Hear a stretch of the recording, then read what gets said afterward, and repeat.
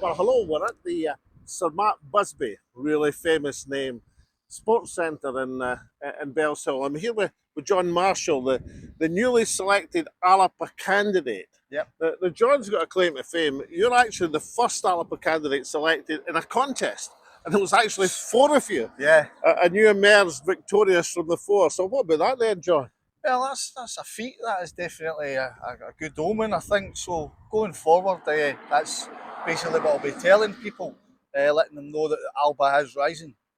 So, like, you're fighting this combination you're telling me of heavily local issues Yeah. and independence for Scotland. So, Yes. action for Bellshill, independence for Scotland. So, what are the local issues first that you're fighting? Well, first and foremost, you've got two London-based parties in the local council in Motherwell, and that is just not on.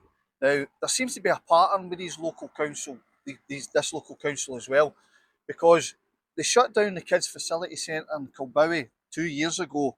Now they're going after the nursery nurse workers, and they're also cutting These are early years workers. early years workers, yeah. And they're also cutting the transport for the kids to go to school.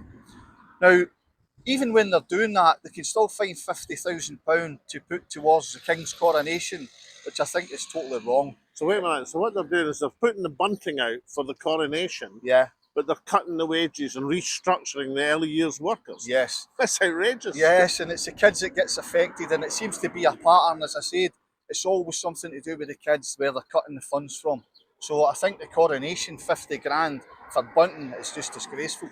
And you're telling me about the school buses. They're extending. So a primary school pupil, what you're saying is, could have to walk up to 2 miles before Yes. they're entitled to school transport. Yes, there's the same with disabled kids as well. That should basically, that should be what happens. It should be all about the kids and the education. But they're cutting this as well. So I think this is a problem, and I think the people of Bellshill need to look at this.